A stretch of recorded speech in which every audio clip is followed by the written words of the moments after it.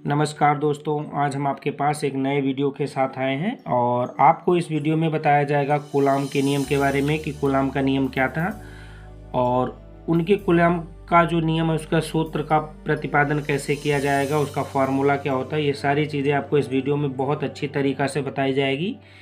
यदि वीडियो आप पूरा देखते हैं तो कूलाम के नियम के बारे में आपको बहुत अच्छी जानकारियाँ मिल जाएंगी। वीडियो स्टार्ट करने से पहले मैं आपसे बताना चाहता हूं कि यदि आप हमारे चैनल पर पहली बार विजिट होकर आए हैं और हमारे वीडियो को पहली बार देख रहे हैं तो चैनल को सब्सक्राइब कर लें, जिससे आपको ऐसे ही नॉलेजेबल वीडियो मिलती रहे। तो वीडियो स्टार्ट करते हैं। पहले तो हमने हेडिंग डाल रखा है कूलाम का नियम, कूलाम्स लॉ। तो इसके विषय में पहले बता दूं कि कूलाम का नियम किसने प्रतिपादन किया था। ये सारी चीज़ें मैं आपको क्लियर करा दूं, क्योंकि यदि आप जैसे फिजिक्स अगर आप हाई स्कूल इंटर में पढ़ रहे होंगे तो फिजिक्स जाहिर सी बात है आपने ले रखा होगा। अगर आप किसी चीज़ की तैयारी भी कर रहे हैं तो भी आपको इसको बहुत ध्यान से पढ़ना पड़ेगा, क्योंकि जिससे अगर बताया जाए कि कूलाम का नियम तो किस सन में कूलाम ने अपना नियम दिया था या कूलाम का नियम किस सन में प्रतिपादित हुआ था, तो ये चीज़ें आपकी जीके के लिए भी बहुत अच्छी नॉलेज वाली वीडियो हो सकती है। तो ये सारी चीज़ें आपको इस वीडियो में बताई जाएंगी। तो वीडियो स्टार्ट करते हैं। तो जैसा कूलाम का नियम लिखा है, कूलाम का नियम जब प्रतिपादन हुआ था उस समय 1785 ईस्वी में हुआ था और इसका प्रतिपादन एक फ्रांसीसी वैज्ञानिक थे जिनका नाम था चार्ल्स ऑगस्टिन कूलाम ने। इन्होंने इसका नाम रखा था, अपने नाम पर ही इन्होंने एक नियम बनाया था। उस नियम का नाम ही इन्होंने रख दिया था कूलाम का नियम। खुद इन्होंने अपने नाम पर बनाया था और कब 1785 ईस्वी में। तो आप अगर पढ़ाई करते हैं, तैयारी करते हैं तो पूछा जा सकता है कि कूलाम का नियम जिस साइंटिस्ट ने दिया था वो कौन से देश के वासी थे या किस सन में कूलाम के नियम का प्रतिपादन हुआ या बताया गया। तो ये सारी चीज़ें आपके लिए नॉलेजेबल के लिए बहुत अच्छी रहती हैं। ये सारी चीज़ें आपको इस वीडियो में पता चल जाएंगी। तो उन्होंने ये सारी चीज़ें बताई थी। अब बात करते हैं परिभाषा की, इसकी परिभाषा क्या होगी वो आप थोड़ा ध्यान से समझिएगा, क्योंकि अभी तो ये परिभाषा हमने लिख रखा है, परिभाषा आपको बता दिया जाएगा। फिर इसका जब फार्मूला बताया जाएगा, सूत्र जब इसका निगमन होगा सूत्र का, तो उसमें आप सूत्र को देखते ही परिभाषा आप खुद ब खुद बना लेंगे। इन्होंने कहा था कि स्थिर अवस्था में दो विद्युत आवेशों के मध्य आकर्षण या प्रतिकर्षण का बल उनके आवेशों के परिमाण के गुणनफल के समानुपाती होती है, समानुपाती तथा उनके मध्य की दूरी के वर्ग के व्युत्क्रमानुपाती होती है। इसे ही कूलाम का नियम कहते हैं। परिभाषा से शायद आपको प्रॉपर तो समझ में ना आया होगा कि परिभाषा में क्या चीज़ें लिखी हैं। अब इसको अगर आप कोशिश कीजिएगा समझने की कि अगर यहाँ पर उन्होंने बताया कि स्थिर अवस्था में दो विद्युत आवेश, आपको पता है ये मान लीजिए एक आवेश यह है और एक आवेश ये है। इस आवेश को हम मान लीजिए Q1 आवेश और इस वाले को मान लीजिए Q2 आवेश। ये दो आवेश हो गए और ये दोनों स्थिर अवस्था में रहने चाहिए। ये दोनों स्थिर अवस्था में है, मतलब रुके हुए अवस्था में हैं। अब आपको पता है कि पृथ्वी में जितनी चीज़ें हैं वो या तो अपने तरफ उस चीज़ को आकर्षित कर रही हैं या फिर प्रतिकर्षित कर रही हैं किसी न किसी कारण से। या तो ये वाली वस्तु इसको या तो खींच रही होगी अपनी तरफ या अपनी तरफ से ढकेल रही होगी। अगर ढकेल रही होगी सेम कंडीशन इस वाले आवेश पर भी होगा, या तो इस वस्तु को खींच रहा होगा या ढकेल रहा होगा।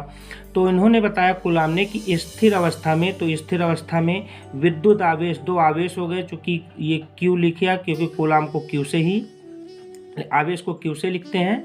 तो ये दो आवेश हो गए Q1 और Q2। इनके मध्य जो आकर्षण या प्रतिकर्षण का बल होता है उन आवेशों के परिमाण के गुणनफल के समानुपाती तथा उनके मध्य की दूरी के वर्ग के व्युत्क्रमानुपाती होता है। तो ये दोनों वस्तुएं रखी हैं स्थिर अवस्था में और इनके बीच की जो दूरी होगी, क्योंकि दोनों अलग अलग दिशाओं में या अलग अलग जगह पर रखी हैं, तो इनके बीच की दूरी आप D मान सकते हैं या फिर आप R मान सकते हैं। दोनों चीज़ें कोई भी आप मान सकते हैं। तो ये इनके बीच की दूरी हो गई। तो परिभाषा तो ये हो जाएगी कि स्थिर अवस्था में दो विद्युत आवेशों के मध्य आकर्षण या प्रतिकर्षण का बल उनके आवेशों के परिमाण के गुणनफल के समानुपाती तथा उनके मध्य की दूरी के वर्ग के व्युत्क्रमानुपाती होती है। इस चीज़ को परिभाषा से अच्छा आप समझ पाएंगे इस वाले फार्मूले से। यहाँ पर हमने लिख दिया कूलाम के नियम का सूत्र। इनका सूत्र का प्रतिपादन कैसे हुआ था वो मैं आपको बता दे रहा हूँ, और अगर आप इस वीडियो को पूरा देख लेते हैं तो सूत्र से ही परिभाषा आप खुद ब खुद बना सकते हैं। तो यहाँ पर इस सूत्र का मैं प्रतिपादन कर रहा हूँ कूलाम के नियम का, और उस फार्मूले को देखते ही परिभाषा आपको बहुत आसानी से समझ में आ जाएगी। तो आप ये मानिए कि दो आवेश हैं, एक Q1 आवेश है और एक Q2 आवेश है, और दोनों स्थिर अवस्था में रखे हुए हैं, और इन दोनों आवेशों की बीच की दूरी r या d आप जो भी मानते हैं मान सकते हैं, उनके बीच की दूरी d या r है। तो ये दोनों आवेश एक दूसरे को अपनी तरफ से या तो खींच रहे होंगे या अपनी तरफ से इनको प्रतिकर्षित कर रहे होंगे या वापस कर रहे होंगे। इस कंडीशन में होगा क्या कि एक इन दोनों के बीच एक बल ही तो कार्य कर रहा है, क्योंकि ये भी आपका आवेश है, ये भी आवेश है, और इन दोनों के बीच जो खींचातानी हो रही है वो बल के कारण हो रही है। तो फार्मूला का जो प्रतिपादन होगा F बराबर जो होगा, F बराबर होगा, F समानुपाती हो जाएगा इस परिभाषा को देखते हुए। आप परिभाषा आप देख लीजिए और उस फार्मूले का फिर पता चल जाएगा कि देखिएगा कि स्थिर अवस्था में दो विद्युत आवेशों के मध्य आकर्षण या प्रतिकर्षण का बल उनके आवेशों के परिमाण के गुणनफल के समानुपाती। तो ये समानुपाती का चिन्ह हो गया, और फिर लिखा है उनके बल आवेशों के परिमाण के आवेशों के परिमाण। तो आवेश का परिमाण क्या है, एक तो Q1 है और दूसरा क्या है Q2 है, और उसके बाद लिखा है कि गुणनफल के समानुपाती। तो ये हो जाएगा गुणनफल। तो पहला वाला तो ये हो गया कि दो स्थिर आवेशों के मध्य जो बल लगता है वो इस बल के बराबर होता है, मतलब इस कूलाम के बराबर होता है। इसको आप F फोर्स मान सकते हैं। तो यह बराबर समानुपाती F समानुपाती Q1 या इंटू Q2 हो जाएगा।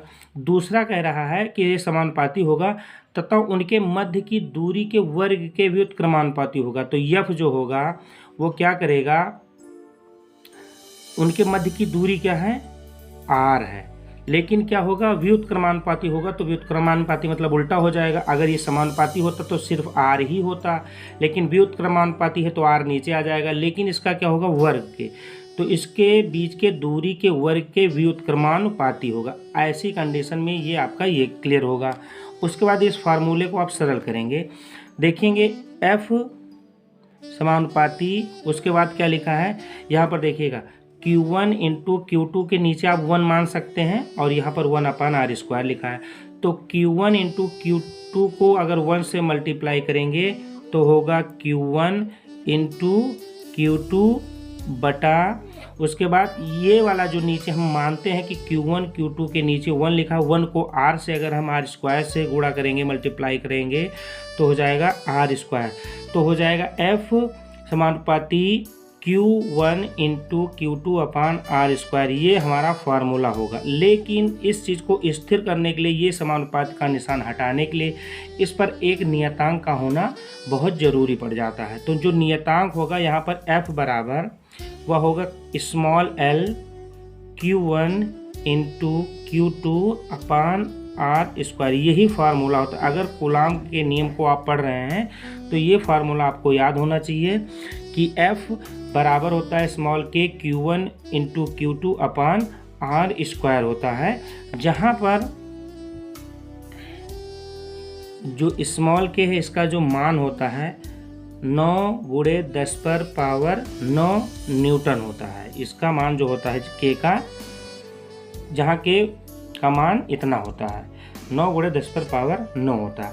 अब इसके बाद बात करते हैं, इसमें कुछ डिटेल और भी बची हुई है, उसके विषय में मैं आपको बता दूं जिससे क्लियर हो जाएगा पूरा कॉन्सेप्ट आपको। यहाँ पर एक चीज़ और ध्यान देने वाली बात है, ऐसी कंडीशन में कि अगर जितना आवेश होगा बल उतना ही काम करेगा। मतलब अगर आवेश बढ़ाते जाएंगे, चाहे वो Q1 का हो या Q2 का हो, तो वो बल भी ज़्यादा ही लगाना पड़ेगा, क्योंकि ये दोनों एक दूसरे के समानुपाती होते। जैसा यह व्यवहार करेगा Q1 या Q2, सेम वैसा व्यवहार आपका फोर्स भी करेगा।